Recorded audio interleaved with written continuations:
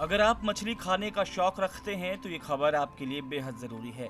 इस खबर के जरिए हम आपको दिखाएंगे कि पानीपत की मछली मंडी में प्रतिबंध के बावजूद कैसे थाई कैटफिश की खुलेआम बिक्री हो रही है।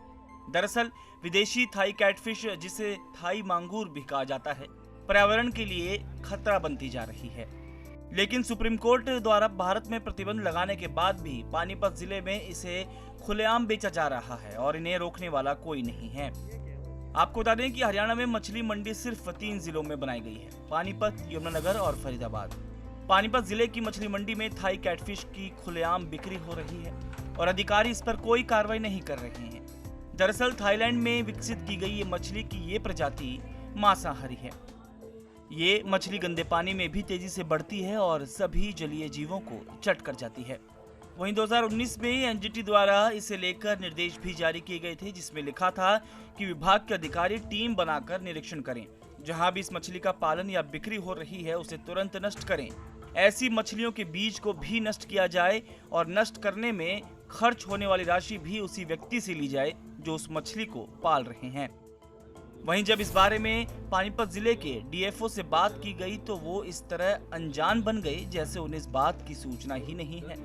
हालांकि इनके ऑफिस से मछली मंडी सिर्फ 5 कदम की दूरी पर है। जब पत्रकारों ने इनसे सवाल जवाब किए तो वो कहने लगे कि आपके द्वारा मामला संज्ञान में आया है और अब इस पर एक्शन लिया जाएगा।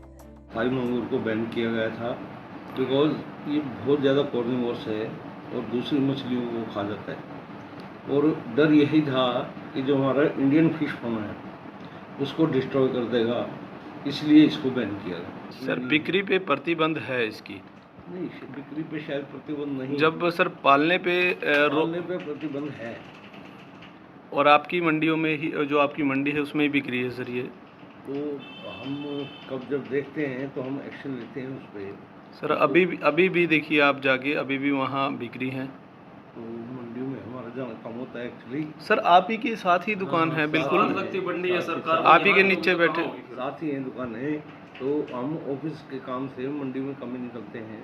जब जाते हैं तो हम उनको स्ट्रिक्टली मना करते हैं और जो हमारी नॉलेज में हो तो उसको डिस्ट्रॉय भी कराते हैं। ऐसा नॉलेज में तो नहीं है, चलो अगर आता है तो इससे आगे से हम उसका बहुत ध्यान रखेंगे और इसकी बिक्री को पूर्णतः प्रतिबंधित कराएंगे।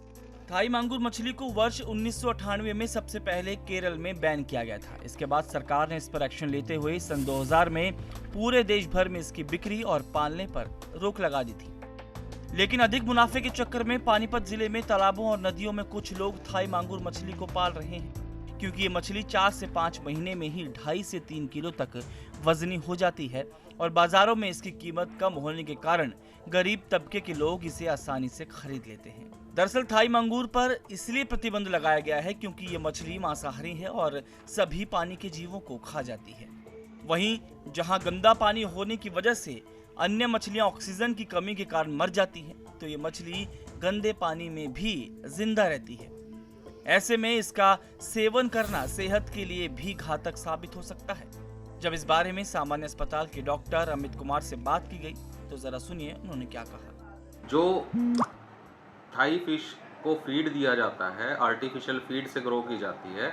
वैसे तो ओमेगा 6 और ओमेगा 3 की 4:1 रेशो होती है, जो आमतौर से कैटफिश जो सी में या नदियों में मिलती हैं, परंतु जो ये सिंथेसाइज्ड फूड खाती है उसमें वो रेशो 10:1 हो जाती है, जिसके कारण से ये pro inflammatory omega 6 fatty acid बहुत ज़्यादा बढ़ जाता है, जिससे कि हार्ट पे और अन्य ऑर्गन्स पे असर पड़ता है, जो बाद में किसी कैंसर और डायबिटीज़ को प्रभावित करके शरीर को नुकसान पहुंचाता है।